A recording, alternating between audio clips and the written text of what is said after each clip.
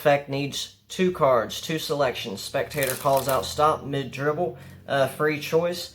Put their card on the table, and you could choose yours however you'd like. You explain to them that your card is the King of Spades. There's the one on the table, 7 of Diamonds, and your card is going to remain on top. As you riffle down the deck, the spectator calls out stop, and break away half the deck, place their card in there. You can actually leave it protruding halfway out the pack, which is ideal. You then go to show that, remember, your card was the one on top.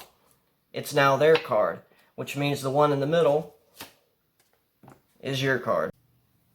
What is up, folks? Jorge Anito here. Thanks for stopping by, and welcome back. We are doing a good old-fashioned tutorial today, guys, on Crossfire Transpo. This is a transposition effect. I actually published a tutorial on this already. It's been some time ago, where 2 cards cross over to each other's position. It's just a transposition, but it's really cool and it's really clean. And that effect that I teached, if you remember, was accomplished by a few sleights, but the meat and potatoes of that, what really made that trick oh so was a duplicate. A duplicate achieved that for the most part. And today we are looking at pure sleight of hand edition. There is no duplicate, and yet it still looks very convincing, very clean. And so let's get into it right now. Evan Era style, right now. The effect is very simple, and it is from a shuffled deck. And you just tell them to call out stop at any point. Whatever they select, their selection has to go on the table. The reason for that is because you'll execute a bluff pass. We'll go over that here in a minute. You explain to them that you're going to choose a card, and you could do this however you want. You could just take the top card. But for demonstration's sake, we'll just go through, and the dealer really does pick whatever card he wants. So you explain that, okay, my card, my selection, will remain on top just there. We're going to place yours somewhere in the middle, and it's whenever you're riffling down the side of the deck, this is when you're going to execute the bluff pass, and it looks like this. Let's say they call out stop right there. What you're doing is essentially grabbing the top card, kind of risk killing. It's not really a risk kill, but you're basically nullifying this break whenever you turn it downwards. And you pull this top card away, and you almost in the same action come in with a sweeping motion and sweep this card up just like that. It's whenever you come back with this card that you kick half the deck up like so. Their card is second from the top. You kick out an indifferent card and dribble the other cards on top, or you could just, slam it on top however you'd like. So we'll do that just one more time. Card on top, they call out stop. Now, a lot of people like to hold a break under the top selection. I don't find that necessary. It does, I guess, for some, give them easier access to get to that top card a little quicker. But I find it works just fine just by doing it like that. So you have the one card, which they think it's half the pack because the last thing they saw was this right here.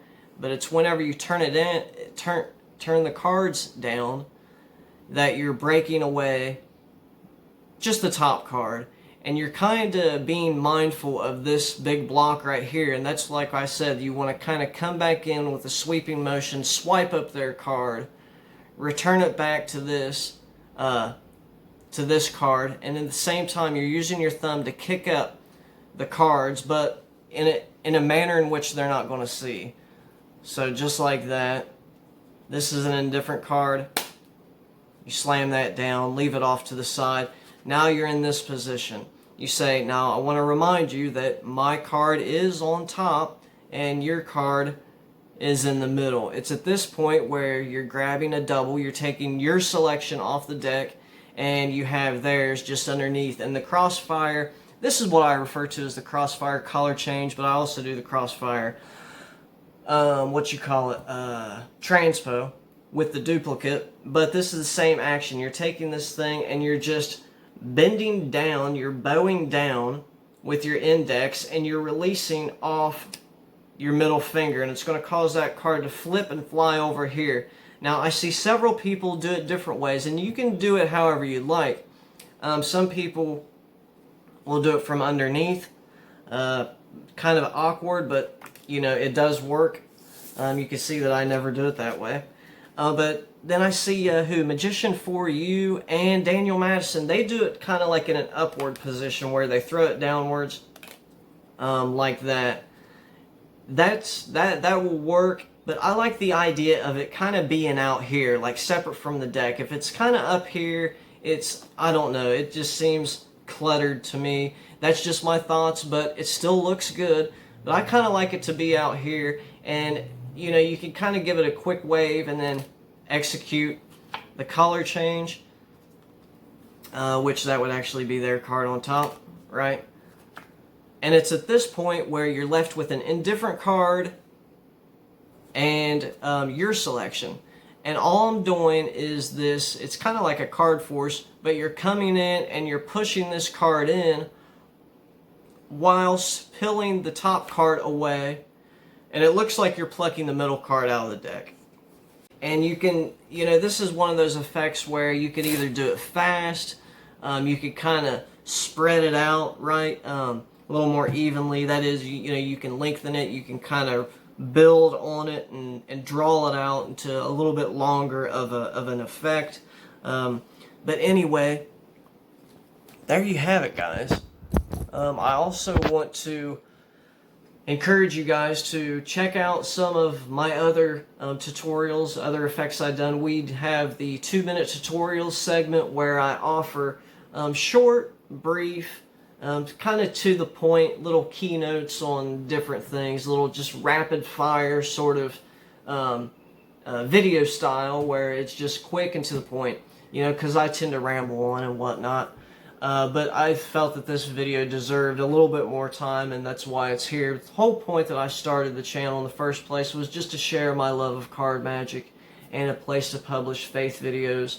And so, guys, whenever I offer these, you know, smaller tutorials, I am not being exhaustive. I'm not going over everything. I'm just hitting on some of the main things, basically the meat and potatoes, and of course, you want to gather as much knowledge as you can about certain things, and so I would, you know, encourage you to look into it further.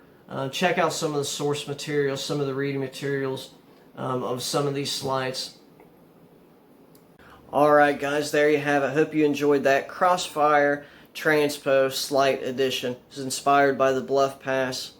No, this wasn't inspired by the Bluff Pass. It was inspired by Dan and Dave's TiVo Transpo and 2.0, which is on the Trilogy and then some. This was the first Transpo that I created, and then built the duplicate version on that just because it looked cleaner. But this version is very fun to do. It's fun to practice, it's fun to perform, and it looks really good. I hope you enjoyed that, guys. Have a blessed weekend. Jorge Anito here signing off. God bless.